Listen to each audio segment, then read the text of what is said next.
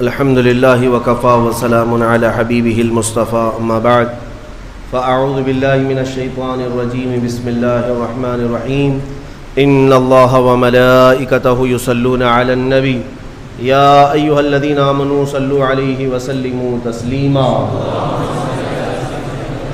معدن الجود والكرم بحمدہ تعالی و بکرم مصطفیٰ صلی اللہ تعالی علیہ وسلم۔ آج کی رمضان المبارک کی پہلی تراویح میں ہم نے قرآن عظیم کا ایک پارہ مکمل تلاوت کیا ہے۔ اللہ عز و جل ہمیں مکمل قرآن عظیم صحیح تجوید کے ساتھ پڑھنے اور آپ سب کو صحیح سننے کی توفیق عطا فرمائے۔ میرے عزیزو، رمضان کی بہاریں آ چکی ہیں۔ کسی مہمان کے انتظار کرتے کرتے جب وہ گھر آ جاتا ہے تو خوشیاں دوبالا ہو جاتی ہیں۔ یہ اللہ تعالیٰ کا کتنا بڑا کرم و احسان ہے کہ رجب سے ہم دعا کرتے رہتے ہیں کہ اے اللہ رجب و شعبان میں برکت دے دے اور رمضان تک ہماری زندگی کو پہنچا دے، اور رب تعالیٰ نے آپ سب کی سن لیا اور رمضان آپ سب کو دے دیا۔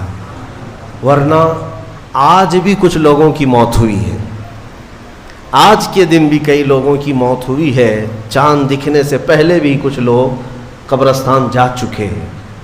وجہ یہ ہے کہ وہ رجب بھی پا لیے، شعبان بھی پا لیے، مگر ان کی زندگی میں اس سال کا رمضان نہیں لکھا ہوا تھا، اور جسے رمضان مل گیا اللہ کا ایک اور احسان اس کے ساتھ ہے۔ لہٰذا اے سنی مسلمانوں، اس کی قدر کرو، اسے ہلکے میں نہ لو۔ رمضان المبارک جیسے آ جاتا ہے تو اللہ تعالیٰ سب رزق کے دروازے کھول دیتا ہے، اور تمہارے لیے اتنے انتظامات اس نے کر رکھے ہیں کہ شیاطین چھیڑ چھاڑ کے لیے تمہارے ساتھ نہ رہیں، ان کو بند کر دیا گیا کہ تم خالص اللہ کی عبادت کرتے رہو، کوئی شیطان تمہیں پریشان نہ کرے۔ اسی لیے تو قید کر کے رکھا گیا شیطانوں کو، جب تک عید کا چاند نظر نہیں آئے گا کوئی شیطان نہیں اترے گا۔ میرے عزیزو، اللہ تعالیٰ نے تمہارے لیے انتظامات اتنے کیے، یہاں تک کہ حدیث رسول ہے، میرے آقا فرماتے ہیں قیامت کے دن رمضان اور قرآن جس کی حمایت میں کھڑے ہو گئے اس سے جنت میں جانا واجب ہو جائے گا، جس کی یہ شفاعت کر دیں رمضان اور قرآن۔ اور ساتھ میں میرے آقا صلی اللہ علیہ وسلم نے یہ بھی فرمایا، یاد رکھو رمضان اور قرآن جس کے خلاف کھڑے ہو گئے تو پھر اس کو دوزخ میں جانا واجب ہو جائے گا۔ اللہم اجعل القرآن حجتا لنا لا حجتا علینا، اے اللہ قرآن کو ہمارے لیے سفارشی بنا، مددگار بنا، ہمارے خلاف مقدمہ کرنے والا نہ بنا۔ آج رمضان المبارک کی جو خصوصیات ہے وہ تراویح کی شکل میں ہمیں ملی ہے۔ بہت سارے لوگوں کو ایسا لگتا ہے کہ 20 رکعت ہے، لمبی ہے، کون پڑھے گا، پھر پڑھ لیں گے، پھر دیکھ لیں گے۔ جس کے اندر یہ سستی اور کاہلی آئی، یہ علامت میں بتا رہا ہوں آپ کو، علامت حدیث رسول ہے، نماز صرف منافق پر بھاری ہوتی ہے، مومن پر نہیں۔ مومن ہوگا تو نماز میں لذتیں محسوس کرے گا، منافق ہوگا تو اس کے لیے نماز اور بھاری ہوگی۔ ارے امام صاحب اتنی لمبی قرات کرتے ہیں، کھڑے ہیں تو کھڑے ہو گئے، رکوع میں جا ہی نہیں رہے، یہ کس کو بھاری لگتی ہے؟ جس کے اندر نفاق ہو۔ وَإِنَّهَا لَكَبِيرَةٌ إِلَّا عَلَى الْخَاشِعِينَ، آج ہم نے تلاوت بھی کیا اس آیت کو پہلے پارے میں۔ رب تعالیٰ فرماتا ہے یہ اللہ سے خوف کرنے والوں کے لیے نماز بھاری ہو ہی نہیں سکتی، منافقین کے لیے یہ بھاری ہے۔ قرآن میں ان کی صفت بیان کیا اللہ تعالیٰ نے۔ منافقین جب نماز کے لیے کھڑے بھی ہوتے ہیں، یراؤن الناس، لوگوں کو دکھانے کے لیے کھڑے ہوتے ہیں، اور لوگوں کو دکھانے کے لیے کھڑے ہوتے ہیں، ان کا ایمان نہیں ہوتا کہ اس نماز سے کچھ ملے گا۔ اس لیے اپنی کیٹیگری چیک کرنے کا بھی یہ مہینہ ہے کہ ہم ایمان والوں میں سے ہے کہ منافقین میں سے، کیٹیگری چیک ہو جاتی ہے۔ اس لیے ان کی اس رمضان کی صفوں کو خالی ہرگز ہونے نہ دینا، ورنہ نفاق کا دھبا لگ جائے گا۔ بہرحال ہم معمول کے مطابق تفسیر قرآن کو، جیسے ہر سال میری عادت ہے، میں قرآن جو تلاوت کرتا ہوں اس کے کچھ گوشے آپ تک رکھنے کی کوشش کرتا ہوں یہ اور بات ہے کہ 6 سال کے بعد اسی ممبر پر دوبارہ ہم تفسیر بیان کریں. اللہ تعالیٰ اس مسجد کو ہمیشہ شاد و آباد رکھے.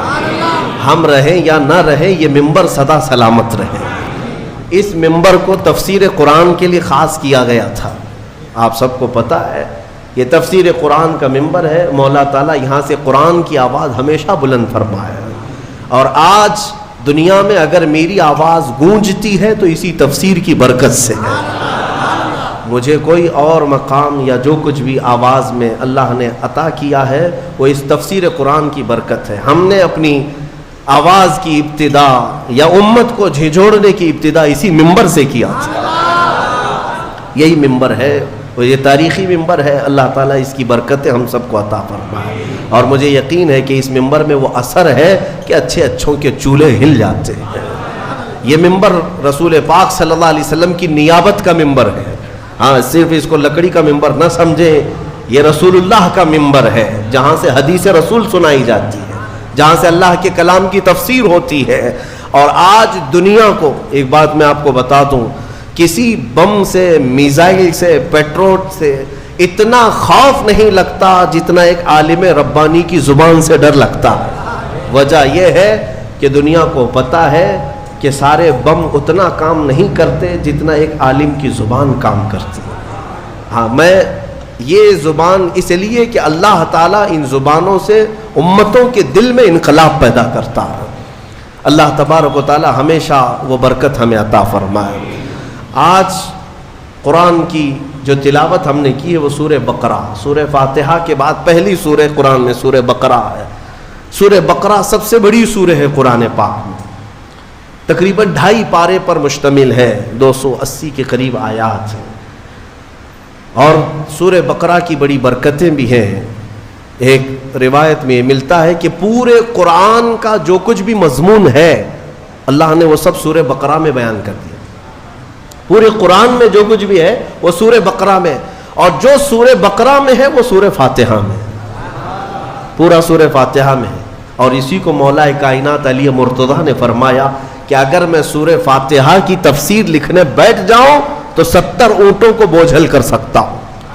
کیوں؟ اس لیے کہ سورہ فاتحہ ہی قرآن کا نچوڑ ہے، قرآن کا خلاصہ ہے. بہت ساری آیتیں ہیں تفسیر بیان کرنے کے لیے، وقت اتنا نہیں ہوتا. مختصر سی چند چیزیں آپ کے سامنے رکھتے ہیں. ایک اہم آیت اس میں آئی ہے. میں تفسیر سننے کے پہلے آداب بھی بتا دوں آپ.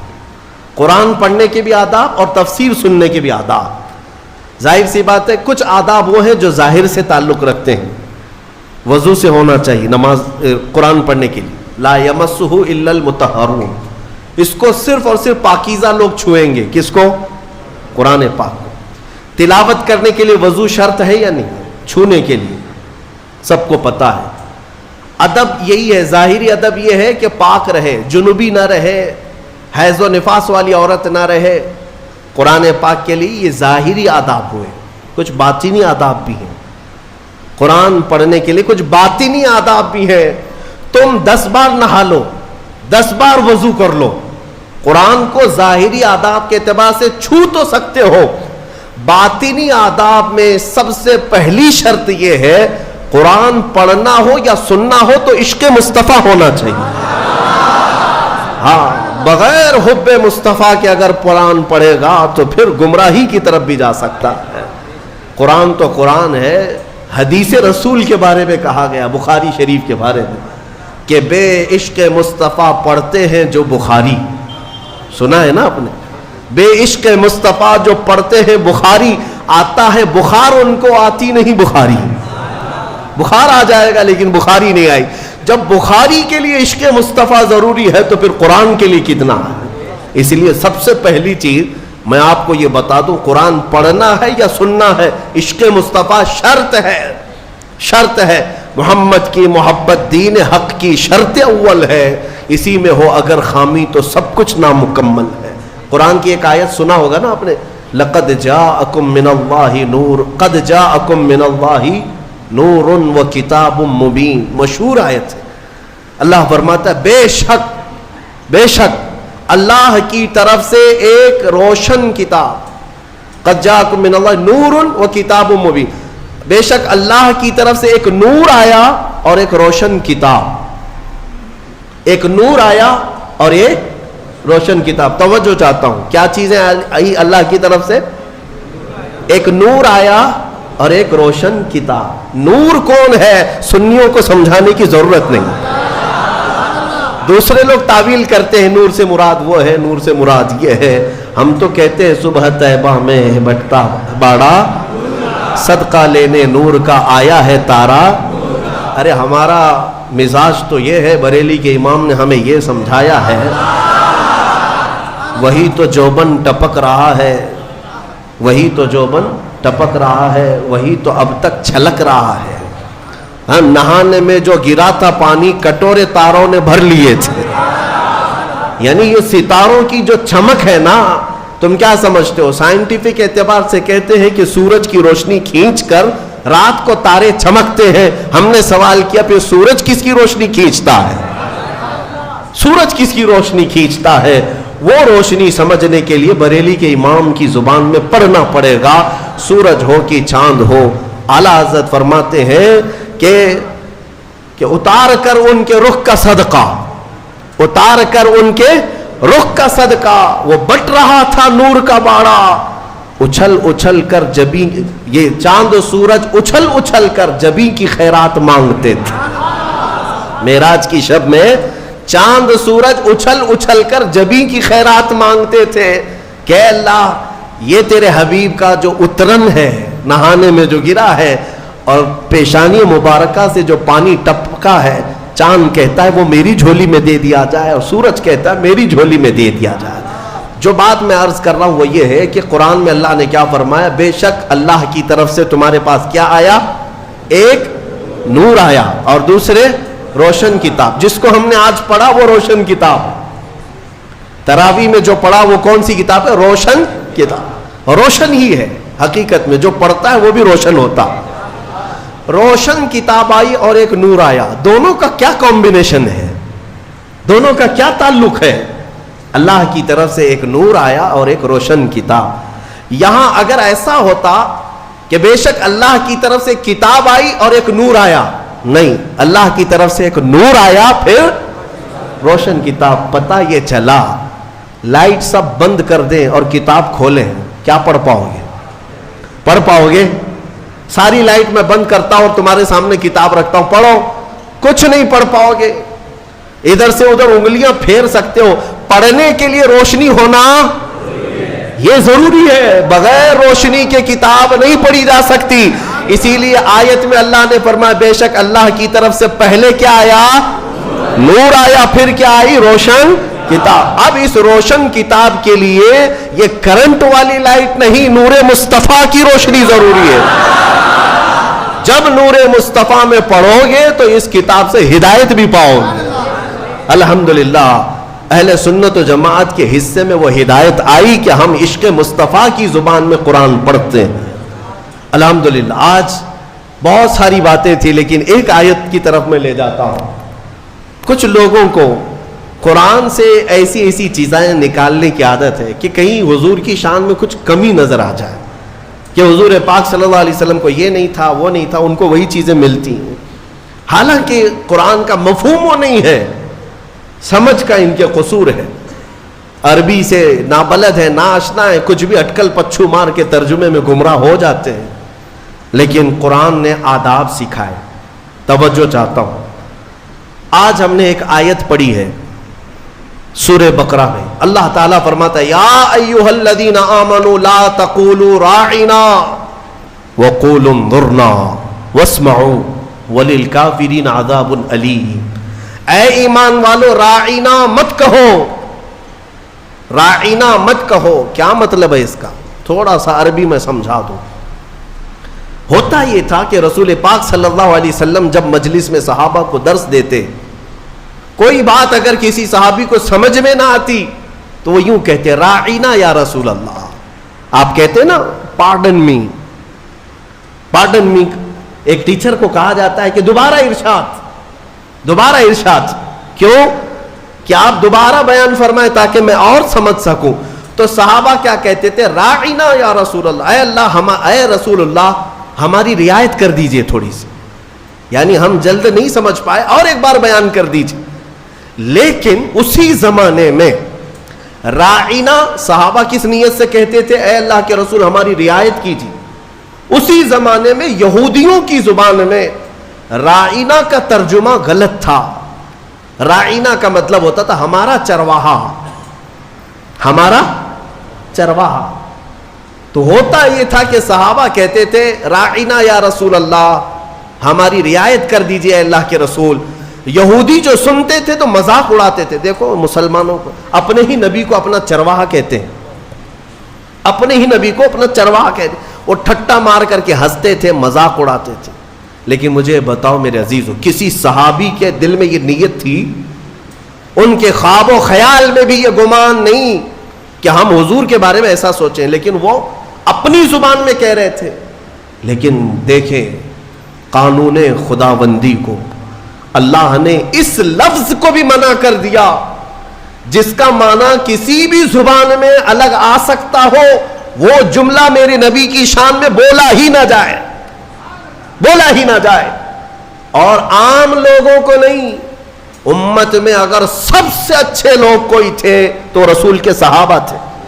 ان کو اللہ نے تنبیہ کرتے ہوئے فرمایا اے ایمان والو آج کے بعد سے راعینا نہ کہو، جب اگر دوبارہ کہنے کی بات آئے حضور کی بارگاہ میں تو کیا کہو؟ اللہ نے وہ بھی سکھایا، کہو وقول انظرنا، یوں کہو نظر کرم فرمائی،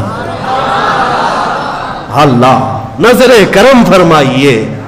ایسا لفظ استعمال کرو نبی کی بارگاہ میں جس کا کوئی بھی کوڑھی دوسرا ترجمہ کر بھی نہ سکے۔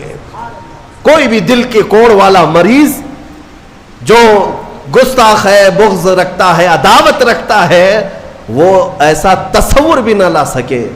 عزیزان گرامی، صحابہ کو جب یہ تنبیہ کر دی گئی تھی، اب ہمارا اور تمہارا حال کیا ہے؟ بعض ایسے لوگ ہیں جو نبی پاک صلی اللہ تعالی علیہ وسلم کے لیے،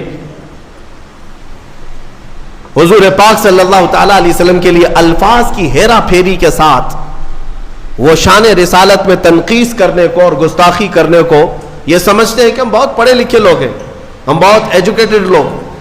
صحابہ کو جب یہ تنبیہ کر دی گئی کہ آپ راعینا نہیں کہیں گے آج کے بعد، اور اتنا ہی نہیں بلکہ آگے یہ بھی تنبیہ کر دیا رب تعالیٰ نے وَقُولُوا انظُرْنَا وَاسْمَعُوا، یہ کہنے کی ضرورت بھی کیوں آئے گی؟ غور سے سنا کرو، جب نبی بیان کرے تو غور سے سنا کرو۔ صحابہ کو اتنی تنبیہ ہے۔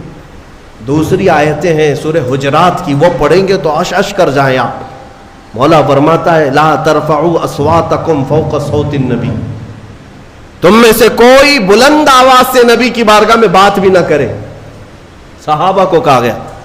یہ بھی آیت کس کے لیے اتری تھی؟ ایک صحابی تھے جن کو سنائی کم دیتا تھا، حضرت قیس۔ کم سنائی جس کو دیتا ہے نا وہ بلند آواز سے بات کرتا ہے، تجربہ معلوم ہوگا آپ کو۔ جس کو کم سنائی دیتا ہے وہ اونچا بولتا ہے۔ اس صحابی کی عادت تھی، وہ زور سے کہتے تھے یا رسول اللہ آپ نے کیا کہا؟ مولا کو یہ بھی پسند نہیں تھا، عتاب نازل فرمایا کہ اگر تم نے بلند آواز سے بات کی میرے نبی کے دربار میں، جتنے اعمال تھے اب کے سب ضائع ہو گئے، سب ختم ہو گئے۔ ان تحبط اعمالکم وانتم لا تشعرون، تمہیں گمان بھی نہیں ہوگا، تمہیں پتہ بھی نہیں چلے گا، سارے اعمال ضائع کر دیے جائیں گے۔ اور ایک ادب میں بتاؤں، میرے گھر میں اگر میں آرام کر رہا ہوں، آپ آئیں گے بلانے کے لیے، کیا کریں گے؟ گھر کے باہر سے آپ بیل ہوگی بجائیں گے، دروازے کو دستک دیں گے، یا میرے نام سے پکاریں گے، ہے کیا اندر سو رہے ہیں، کیا کر رہے ہیں؟ پکاریں گے نا، یہی تو ہے، طریقے یہی ہیں پکارنے کے۔ لیکن بارگاہ رسول کے آداب بھی قرآن میں آئے ہیں۔ صحابہ جب گھر پر جائیں رسول کے، کیا کریں؟ وہ اللہ کے رسول کے گھر کے باہر جانا ہو، دستک دیں، پکاریں، کیا کریں؟ اللہ تعالیٰ فرماتا ہے ان الذین ینادونک من وراء الحجرات اکثرهم لا یعقلون۔ اللہ رب فرماتا ہے وہ لوگ بے شک جو نبی کے حجرے کے باہر کھڑے ہو کر کے نبی کو پکارتے ہیں، ان میں سے اکثر لوگ عقل والے نہیں ہیں۔ جو پکارتے ہیں اس میں اکثر لوگ عقل والے نہیں ہیں. ارے اندر والے کو بلانے کے لیے کیا کہنا پڑے گا, کیا کہنا پڑے گا, پکارنا تو یہ ہے. لیکن مولا فرما رہا ہے وہ عقل والے لوگ نہیں ہیں جو حجرے کے باہر کھڑے ہو کر کے حضور کو پکار رہے ہیں. تو پھر کیا ہے؟ قرآن سکھاتا ہے وَلَوْ أَنَّهُمْ صَبَرُوا حَتَّى تَخْرُجَ إِلَيْهِمْ لَكَانَ خَيْرًا لَهُمْ.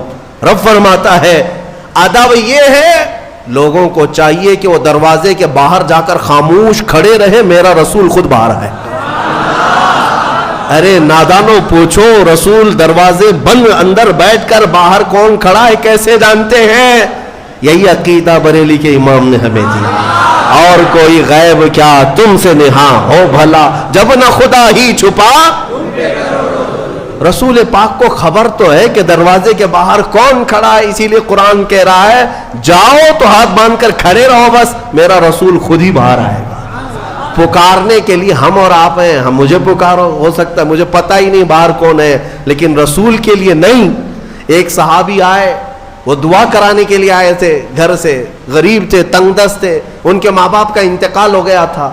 یہ سوچ کر کے گھر سے نکلے آج میرے والدین کی مغفرت کی دعا کراؤں گا اور میری غریبی دور ہو جائے, تنگ دستی دور ہو جائے, اس کے لیے حضور سے سفارش کروں گا. آئے لیکن دیکھا مجمع ایسا حضور کو سمیٹے بیٹھا ہے, بڑے بڑے صحابہ سامنے, ان کو جانے کی ہمت نہیں ہوئی, دور بیٹھے رہ گئے. عصر سے مغرب تک انتظار کیا, موقع نہیں ملا. مغرب کی اذان ہوئی, نماز کے لیے میرے آقا تشریف لائے. نماز کے بعد پھر حضور بیٹھے, لیکن بڑے بڑے صحابہ نے گھیر لیا. یہ غریب صحابی تھے, دور کھڑے رہ گئے, کہاں پھلان پھلان کر کے جاؤں گا, پیچھے کھڑے رہے. عشاء کی اذان ہو گئی, عشاء تک موقع نہیں ملا. عشاء کی نماز پیچھے پڑے, اور عشاء کے بعد میرے آقا صلی اللہ علیہ وسلم سیدھے اپنے گھر میں جاتے تھے, اب بیٹھک نہیں ہوتی تھی. اب عشاء کی نماز کے بعد حضور اپنے حجرے کی طرف نکلے. یہ صحابی کہتے ہیں میں نے سوچا موقع تو آج دن بھر نہیں ملا, ہاتھ باندھے پیچھے پیچھے چلتے رہے. حضور اپنے دروازے پر پہنچ گئے اور پیچھے مڑ کر کہتے ہیں جا اللہ تیری غریبی دور کرے, تیرے ماں باپ کی مغفرت کرے. کس نے کہا میرے نبی سے, کس نے کہا میرے عزیزوں؟ اسی لیے تو ہمارا عقیدہ یہ ہے کہ وہ دلوں کی بھی سنتے ہیں, اس کی بھی سنتے ہیں جسے بولنا نہیں آتا. وہ لکڑیوں کی جب سنتے ہیں, ہرن کی جب سنتے ہیں, تو امتیوں کی کیوں نہیں سنیں گے؟ ہم یہاں سے پکارے وہ وہاں سے سنے, مصطفیٰ کی سماعت پہ دور و نزدیک کے سننے والے وہ کان, کانے لالے کرامت پہ. اسی لیے سنیوں میں کہتا ہوں کہ تفسیر بھی سننا ہو تو عشق مصطفیٰ کے ساتھ سنو. مزہ ہی کچھ اور ہے کہ اپنے نبی کو چھوڑ کر محفل کون سی ہوتی ہے. رسول جس محفل میں نہ ہو تو محفل کہاں ہے, اسے محفل نہیں کہا جاتا. بلے شاہ میاں رحمۃ اللہ علیہ بڑے صوفی بزرگ ہیں, وہ کہتے ہیں جس دل میں حضور کی یاد نہ ہو اس دل میں کتے بستے ہیں, کتے ہوتے ہیں, جانور بستے ہیں. حقیقت ہے دل اسی کو کہتے ہیں جس میں حضور کی یاد آئے. دل ہے وہ دل جو تیری یاد سے معمور رہا, سر ہے وہ سر جو تیرے نام پہ قربان گیا. ہاں دل اور سر وہی ہے جو حضور کے لیے ہو, حضور کے لیے نہ ہو تو پھر یہ کدو کا ایک ٹکڑا ہے اور دل جو ہے سینے کے اندر وہ گوشت کا ایک چھتڑا ہے اور کچھ نہیں. ہاں بس ان کی حیثیت اتنی ہے, دونوں کندھوں کے بیچ میں ایک کدو کا ٹکڑا ہے اور سینے کے اندر گوشت کا ایک چھتڑا ہے. اسے دل مت کہنا اور اسے سر مت کہنا. دل کہنے کے لیے ضرورت اس بات کی ہے کہ دیکھو پہلے اس میں حب مصطفیٰ ہے یا نہیں. سر کہنے کے لیے ہر ایک کو سر مت کہنا, بلکہ اعلیٰ حضرت فرماتے سر صرف وہی ہے جو ان کے قدموں پہ قربان ہونے کو تیار ہے, وہی سر ہے. بہرحال آج کی اس تفسیر میں ہم نے بارگاہ رسول کا ادب پڑھا ہے. اسی لیے اے میرے عزیزوں, حضور پاک صلی اللہ تعالی علیہ وسلم کو چھوڑ کر دنیا کا کوئی علم نہیں ہے, کوئی علم نہیں. واللہ اعلیٰ حضرت فرماتے ہیں ذکر خدا بھی جو ہے اللہ کا ذکر کرنے کے لیے جب بھی کھڑے ہوں گے, اگر اس میں مصطفیٰ کا ذکر نہیں آیا تو اسے ذکر خدا کہا ہی نہیں جائے گا. ذکر خدا ہے ہی نہیں. ذکر خدا جو ان سے جدا چاہو نہ جدیو, واللہ ذکر حق نہیں کنجی سقر کی ہے. فرماتے ہیں یہ جہنم کی چابی ہے. حضور کا ذکر چھوڑ کر کے اگر تم کہتے ہو بخدا خدا کا یہی ہے در, نہیں اور کوئی مفر مخر. اس کو میں سمجھاؤں آپ کو. اعلیٰ حضرت فرماتے ہیں مفر کا مطلب ہوتا ہے بھاگنے کی جگہ, اور مکر کہتے ہیں ٹھہرنے کی جگہ. حضور کو اگر چھوڑو گے تو نہ بھاگنے کی جگہ ہے نہ ٹھہرنے کی جگہ ہے. ہبلی میں نہیں, پوری دنیا میں. ہاں, نہ بھاگنے کی جگہ ملے گی نہ ٹھہرنے کی جگہ ملے گی حضور کو اگر چھوڑو گے. اگر کوئی یہ سمجھتا ہے نا ہمارے پاس جگہ ہے ہمارے پاس, کس کے, ہاں پی ایم کے چرنوں میں ہے, سی ایم کے چرنوں میں ہے ہمارے پاس جگہ, تو جتنے دن راج کرنا ہو 4 دن کی چاندنی ہے. پھر دیکھنا ایک وقت آئے گا جب تمہاری روح قبض ہوگی, سامنا میرے مصطفیٰ کا کرنا ہوگا, اور پھر ملائکہ تمہیں بتائیں گے, اور قیامت کا دن تو یہ حساب کا ہوگا. دیکھنی ہے حشر میں عزت رسول اللہ, وہاں کسی کی نہیں چلنے والی ہے, کسی کی نہیں ہے. خلیل اللہ کو بھی حاجت رسول اللہ. عزیزان گرامی وقار, بخدا خدا کا یہی ہے در, نہیں اور کوئی مفر مکر. جو وہاں سے ہو یہیں آ کے ہو, جو یہاں نہیں تو وہاں نہیں.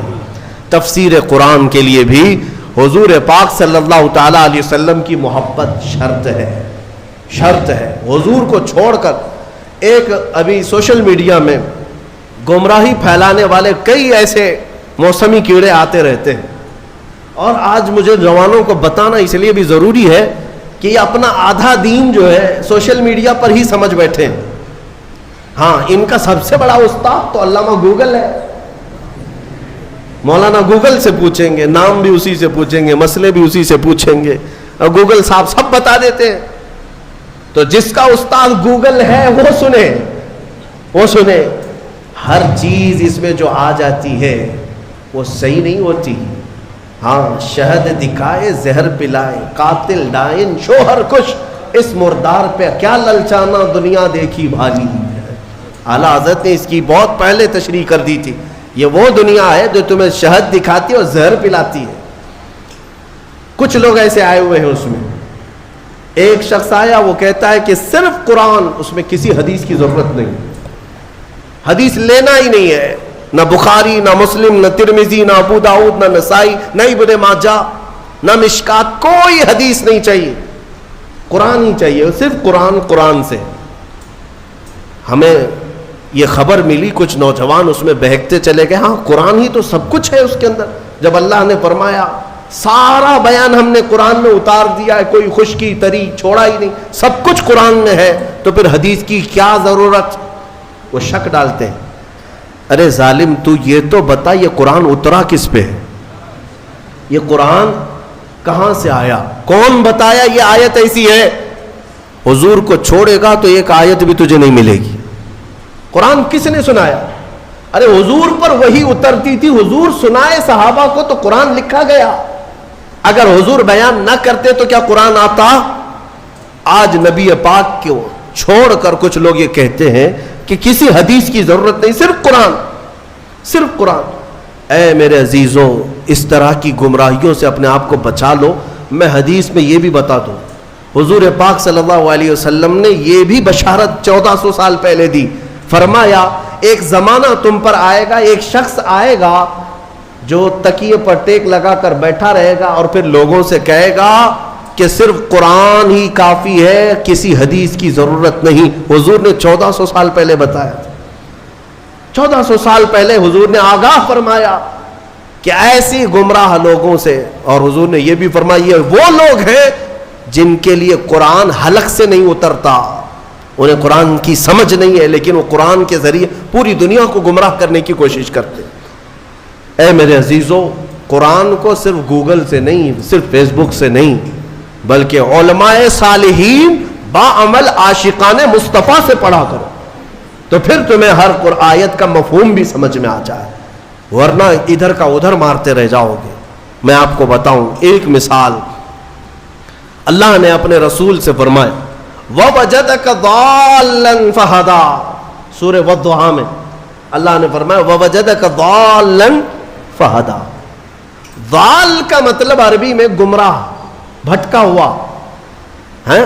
ایک معنی یہ ہے, ایک خصوصیت ہے عربی کی, ایک ورڈ کے کئی معنی آتے ہیں, کئی معنی آتے ہیں, عربی کی خصوصیت ہے. کچھ الفاظ تو ایسے ہیں جن میں ایک ورڈ ہے 70 معنی ہیں, الگ الگ معنی نکلتے ہیں.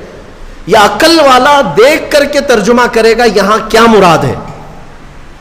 فار ایگزامپل العین، یہ عربی کا ایک ورڈ ہے جو آنکھ کو بھی کہتے ہیں، گھٹنے کو بھی عین کہتے ہیں، سورج کو بھی عین کہتے ہیں، پانی سے جو چشمہ نکلتا ہے نا سوتا، اسے بھی عین کہتے ہیں، اور پوری ذات کو بھی عین کہتے ہیں. کتنے معنی ہو گئے؟ سب ڈیفرنٹ ہیں. آنکھ کو بھی عین، گھٹنے کو بھی عین، سورج کو بھی عین، پانی کے چشمے کو بھی عین، ذات انسان کو بھی عین. تو اب اگر کہیں یہ کہہ دے کسی نے یہ کہہ دیا کہ میری عین سے پانی آ رہا تھا، تو ترجمہ کرنے والا ہے کہ ہاں مولانا کے گھٹنے سے پانی آ رہا تھا. ہاں، یا ترجمہ یہ کرو شاید مولانا کے سورج سے پانی آ رہا تھا. ارے میاں یہاں سورج کہاں سے آ گیا؟ ہاں، عقل والا اتنا تو ترجمہ کرے گا. اگر یہ کہہ رہے میری عین سے پانی آ رہا تھا تو شاید ان کی آنکھ سے پانی آ گیا. سمجھ میں آیا؟ ہاں، اتنی تو سمجھ ماشاءاللہ ہمارا مجمع رکھتا ہے. اگر میں ایک جملہ کہہ دوں تو ترجمہ آپ خود ہی کر لیں گے. مثال کے طور پر اگر میں یہ کہہ دوں عربی میں کہ آج عین 6:30 بجے نکل گیا، تو آپ ترجمہ کیا کریں گے؟ مولانا کا گھٹنا 6:30 بجے نکل گیا. یہ کریں گے؟ آپ کیا کریں گے؟ سچ بتاؤ. سورج. الحمدللہ، یہ عقل ہے، یہ اتنی سمجھ ہے کہ سورج آج 6:30 بجے نکل گیا، یہ مطلب ہے. لیکن آؤ، جس کی مت ماری جاتی ہے، جس کے اندر عشق مصطفیٰ نہ ہو، کوڑ ہو، وہ ایسے ہی ترجمے کرتا ہے. ضال کا مطلب ہوتا ہے راستہ چھوڑا ہوا، بھٹکا ہوا. لیکن کچھ اچھے معنی بھی آتے ہیں اس کے، کچھ اچھے معنی بھی آتے ہیں. لیکن اچھے مکھی کو کہاں نظر آتے ہیں؟ وہ جسم میں جہاں زخم ہوگا وہیں بیٹھے گی نا. زخم جہاں دیکھتی وہاں بیٹھے گی، کیونکہ مکھی کو پیپ پینے کا شوق ہے، خون پینے کا شوق ہے. اچھی جگہ نہیں بیٹھتی. بہرحال بلا تشبیہ و بلا تمثیل، حضور پاک صلی اللہ علیہ وسلم کو جب اللہ نے فرمایا وَوَجَدَكَ ضَالًّا فَهَدَىٰ، اے محبوب ہم نے آپ کو ضال پایا، تو کچھ لوگوں نے یہاں یہ تیر مار دیا، اے رسول ہم نے آپ کو بھٹکا ہوا پایا تو اب ہدایت دے دیا، آپ کو گمراہ پایا تو ہدایت دے دیا. ظالموں، اگر رسول ہی گمراہ ہے تو پھر امت کو کیا ہدایت دے؟ وہ خود بھٹکے ہوئے اگر تھے تمہارے ترجمے کے حساب سے. بے عشق مصطفیٰ جب اس طرح کی تک بندیاں کرو گے، تیر مارو گے، تو یہی ہوگا. ان سے جا کر پکڑ کر کوئی پوچھے کہ رسول گمراہ کب تھے کہ اللہ نے انہیں ہدایت دیا. اگر وہ بھٹکے ہوئے تھے، گمراہ تھے، اور اللہ نے ان کو ہدایت دیا، تو ہمارا عقیدہ ہی ختم ہو گیا کہ رسول معصوم ہوتے ہیں. عقیدہ ہی ختم ہو جائے. اسی لیے پھر ایسے جملوں کو سمجھنے کے لیے عشق کے امام کے دربار میں جانا ہو، جو حضور کی محبت بھی رکھتا ہو. اور وہ بریلی کے امام کی بارگاہ میں جب ہم پہنچتے ہیں، پوچھتے ہیں وَوَجَدَكَ ضَالًّا فَهَدَىٰ کا کیا مطلب نکلتا ہے، تو وہ عشق میں ڈوبی ہوئی زبان سے کہتا ہے اے محبوب ہم نے آپ کو اپنی محبت میں خود رفتہ پایا تو اپنی طرف راستہ دے دیا. کیا ترجمہ ہے؟ خود رفتہ کا مطلب کیا ہوا؟ محبوب کو ڈھونڈنے کے لیے کبھی کوئی ادھر جا رہا ہے، کبھی ادھر جا رہا ہے. اس کو بھٹکا ہوا نہیں کہتے، اپنے محبوب کو تلاش میں سرگرداں ہے. ترجمہ کا حق بھی ادا کیا اور بارگاہ رسول کا ادب بھی محفوظ ہے. اس لیے میں کہتا ہوں کہ پہلے نور کی ضرورت ہے، پھر روشن کتاب. اگر نور نہ ہو تو روشن کتاب نہیں نظر آئے گی. اس لیے نور مصطفیٰ کا واسطہ ضروری ہے، حوالہ ضروری ہے. انشاءاللہ اس بار ہم جو بھی تفسیر کریں گے وہ نور مصطفیٰ کی برکت سے کریں گے انشاءاللہ. اور ہم کوشش یہ کریں گے کہ کوئی تفسیر ہماری ذکر مصطفیٰ سے خالی نہ ہونے پائے. کوئی تفسیر ہماری، کوئی مجلس اور کوئی محفل ہماری ذکر مصطفیٰ سے خالی نہ ہونے پائے. اس لیے کہ ہمیں جو کچھ بھی ملا ہے یا رسول اللہ وہ تمہاری بدولت ملا ہے. اور اگر ہماری زبانیں تمہارا ذکر نہ کرے تو پھر یہ زبان کس کام کی ہے؟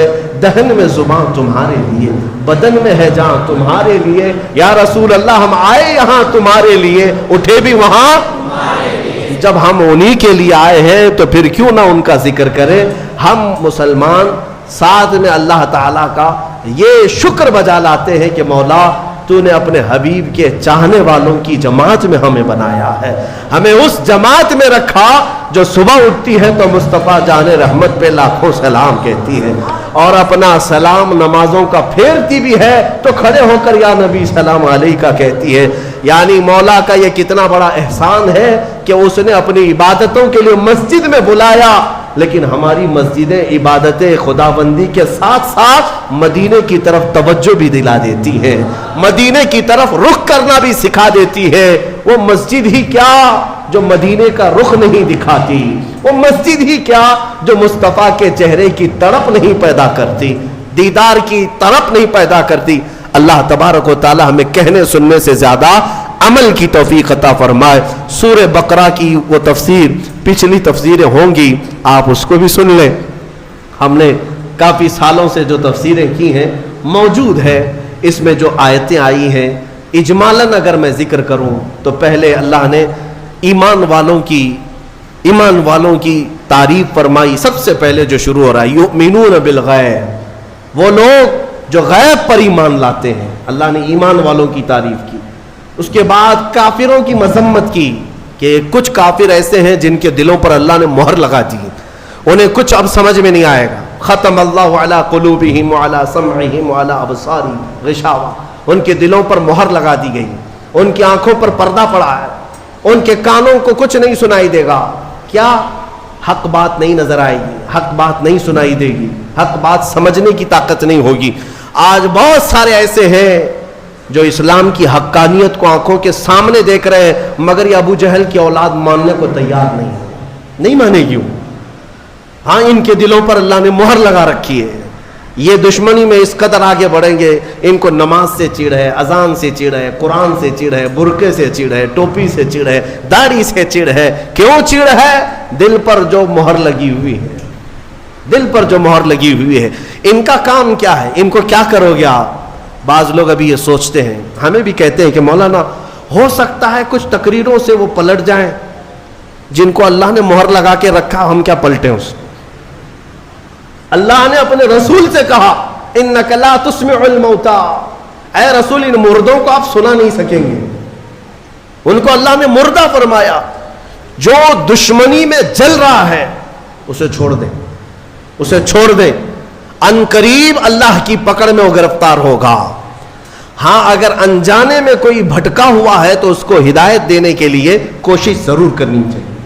تو جن کے دلوں پر مہر لگا ہے ان کا کوئی سروکار نہیں, نہ قرآن سے, نہ حدیث سے, نہ ہماری تقریروں سے, نہ نماز سے.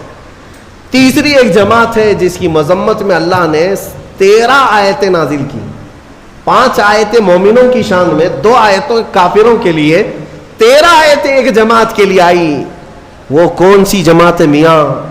مذبذبین بین ذالک لا الہ ہؤلاء ولا الہ ہؤلاء. قرآن کہتا ہے یہ وہ ہے جو مومنوں میں بھی نہیں ہے, کافروں میں بھی نہیں ہے, نہ ادھر کی ہے نہ ادھر کی ہے, ادھر کی ہے. اعلیٰ حضرت نے بھی فرمایا نہ ادھر کی ہے نہ ادھر کی ہے بلکہ ادھر کی ہے. یہ منافقین کی جماعت ہے. منافقین کی مذمت میں اللہ نے 13 آیتیں بیان کی, اور اللہ نے ان کی سب صفتیں بیان کی ہے. کیا کیا کر, جب مال ملنے لگتا ہے تو کہتے ہیں ارے یہی تو حق مذہب ہے, ہاں اسی میں چلنے لگ جاتے ہیں, دوڑنے لگ جاتے ہیں. جہاں اسلام پر کوئی مصیبت آئی, کہا ہم پہلے ہی بولتے نہیں تھے یہ بہت ڈینجر راستہ ہے, یہ بہت ڈینجر راستہ ہے. ہاں, ہم سے بہت سارے لوگ یہ کہیں گے ابھی اچھا چل رہا ہے, ارے مولانا کیا کہتے ہیں آپ, بہت اچھا ہے, بہت اچھا ہے. اور کبھی اگر ہمارے اوپر کوئی پکڑ آئی یا کوئی مصیبت میں نازل آئے, ہم پہلے ہی کہتے تھے مولانا بہت بولتا تھا, پہلے ہی بولتے تھے ہم, کیا ضرورت تھی, گھر میں بیٹھنا چاہیے تھا. مدینے کے کچھ منافقین جنگ احد کے بارے میں بھی ایسے ہی کہنے لگے. جب مسلمانوں کو شکست ہوئی جنگ احد میں تو واویلا مچائے, ہم پہلے ہی بولتے تھے نہیں جانا چاہیے تھا, ارے اپنے پاس اتنا ہتھیار نہیں, کچھ نہیں ہے, کیا ضرورت تھی جانے کی. یہ منافقین کی جماعت, ان کی اللہ نے صفات بھی قرآن میں بیان کر دی. اور میں کہتا ہوں میرے عزیز, میں نے اپنی ایک تفسیر میں کہا بھی تھا, یہ چوہے ہیں, چوہے. اپنی جماعت میں یہ چھپے ہوئے چوہے ہیں. یہ غدار لوگ جو ہوتے ہیں یہ کرتے کیا ہیں؟ سیم چوہا گھر میں جو رہتا ہے نا چھوٹا ہوتا ہے لیکن بڑی بڑی تار کاٹ دیتا ہے. کبھی کرنٹ کی تار کاٹ دیا, کبھی گیس کی پائپ لائن کٹ کر دیا. کرنٹ کی تار کھا جاتا ہے تو بجلی سپلائی بند, لائٹ بھی نہیں چل رہی, کچھ بھی نہیں ہو رہا. اور گیس کی پائپ کھا جاتا ہے کبھی تو گیس لیک ہو جائے, گھر بھی جل سکتا ہے تو چوہا چھوٹا لیکن تار کاٹ دیتا ہے, تار کاٹ دیتا ہے. منافق یہی ہے, گھر کے اندر رہتا ہے, مین تار کاٹتا ہے کہ مدینے سے بجلی سپلائی آ ہی نہ سکے, مدینے سے کوئی تمہارا پاور پہنچ ہی نہ سکے, تار کاٹ دو. مومنوں کو اسلام سے جڑی ہوئی جو شناختیں ہیں یہ کاٹ دیتا ہے. اور منافقین سے بچنے کے لیے کرنا کیا چاہیے؟ کیا کرو گے, کیسے پہچانو گے ان کو؟ جماعت کے اندر جو موجود ہوتے ہیں غدار منافقین, جو اپنی قوم کو بیچ آتے ہیں, ان کی داڑھی ٹوپی سفید جبے کبے پہ مت جانا, ہاں یہ کوئی علامت نہیں یہ ایمان والوں کی. منافقین جو دین کو بیچ آتے ہیں ان سے بچنے کے لیے سیم وہی تھیوری ہے. گھر میں چوہے کو بھگانے کے لیے کیا کرتے ہیں؟ دوا نہیں میاں, دوا مارنے سب دوا نہیں ہوتے, دوا زہریلی ہوتی ہے, آپ کو بھی اثر کر جائے گی. سمپل سی بات ہے, بلی پال لو. کیا کرتے ہیں؟ بلی پالتے ہیں. اور بلی کیا ہے, سارے چوہوں کو پکڑ لے گی کیا؟ نہیں پکڑے گی. میاؤں میاؤں کہتی ہے تو چوہے بھاگ جاتے. بلی کی آواز سے چوہے نہیں آتے. ہمارے بزرگوں نے فرمایا اسی طرح یہ چھپے ہوئے غدار اور منافقین جو چوہے ہیں تمہاری جماعت کو کاٹتے ہیں, ان سے ان کو دور بھگانے کے لیے علماء صالحین اور عاشقین کو اپنی جماعت میں رکھا کرو. ہاں محلے میں ہر آبادی میں وہ عالم برحق ہونا چاہیے جو رسول پاک کا عشق رکھتا ہے. وہ میاؤں میاؤں کرتا رہے گا, یہ چوہے بھاگتے رہیں. ہاں ان سے تمہاری حفاظت ہوگی. عزیزان گرامی, منافقین کی مذمت میں اللہ نے 13 آیتیں بیان کی. اس کے بعد اس بارے میں آدم علیہ السلام کی تخلیق کا ذکر ہے, موسیٰ علیہ السلام کی امت کا ذکر ہے, اور سورہ بقرہ جس وجہ سے یہ ہوئی ہے نام اس کا, وہ پورا واقعہ موجود ہے. بنی اسرائیل میں ایک گائے کو ذبح کیا گیا تھا. اب ظاہر سی بات ہے گائے کے ذبح کی تفسیر بیان کروں گا تو کچھ لوگوں کو لگے گا کہ یہاں پر بھی آتنک والی زبان استعمال کی جا رہی ہے. ارے اس پر تو بینڈ ہے. بنی اسرائیل میں بینڈ نہیں تھا, بنی اسرائیل کی بات کر رہا ہوں. مولانا ابھی اگر یہ گائے کے ذبح کی بات کر رہے ہیں تو آپ کو معلوم ہونا چاہیے یہ پچھلے 2 سال کی پہلے کی بات ہے. مجھے خواب و خیال میں بھی نہیں تھا. سورہ بقرہ کی ہم تفسیر کر رہے ہیں, کوئی صاحب کہہ رہے ہیں گائے پر تو بند ہے نا. ارے میاں بنی اسرائیل میں بند نہیں تھا, وہ 4000 سال پہلے کی جماعت ہے ان کے زمانے میں, اور وہ بھی کھانے کے لیے نہیں. وہ تو حضرت موسیٰ علیہ السلام کا ایک معجزہ ظاہر کرنا تھا. ایک آدمی قتل ہو گیا تھا, مرڈر ہو گیا تھا, اس کو کس نے مارا یہ معلوم کرنا تھا. تو اللہ تعالیٰ کی حکمت ہے, اللہ نے اس قوم کو حکم دیا موسیٰ علیہ السلام کی زبان کے ذریعے سے, جاؤ ایک گائے ذبح کرو. اور وہ گائے بھی کیسی, جو کسی کھیت میں نہ جوتی ہو, نہ کسی نے اس کو خود سے پالا ہو, وہ اپنے آپ سے پلی ہو, اور کلر بھی اس کا نہ سفید نہ کالا بلکہ پیلے کلر کی ہو, بچی بھی نہ ہو بوڑھی بھی نہ ہو, بالکل جوان ہو. ایسی گائے کہاں ملے گی؟ بنی اسرائیل ڈھونڈ کر کے لائے, وہ بھی بڑی قیمت میں. کتنی قیمت؟ گائے کے وزن کے برابر سونا اور چاندی دے کر ایسی گائے لے کے آئے. یہ تفصیلی واقعہ ہے. اس گائے کو ذبح کر کے اس کی دم لے کر وہ مرے ہوئے آدمی کو مارا گیا, وہ زندہ ہو گیا, اور اس نے بتایا مجھے کس نے قتل کیا, میرے چچیرے بھائی نے مجھے مارا مال کی لالچ میں, اور وہ زندہ ہوا, بتایا اپنے قاتل کو, اور پھر مر گیا. بس اتنا کام تھا. یہ جو پورا واقعہ ہوا ہے اسی کا ذکر اس پارے میں آیا, جس کی وجہ سے اس سورے کا نام سورہ بقرہ رکھا گیا ہے. سورہ بقرہ, بکرا نہیں, بکرا جو ہے یہ مینڈے دمبے کو کہتے ہیں, بقرہ ہے, بکرا گائے کو کہتے ہیں. اللہ تبارک و تعالیٰ اس سورے کی برکتیں ہم سب کو عطا فرمائے. قرآن کو صحیح سمجھ کر پڑھنے کی توفیق عطا فرمائے. تلاوت کے آداب, تفسیر کے آداب ملحوظ رکھنے کی ہمیں توفیق عطا فرمائے. مولا اس رمضان کو ہم سب کے لیے برکتوں اور رحمتوں والا بنا دے, ہماری بخشش اور مغفرت کا سبب بنا دے.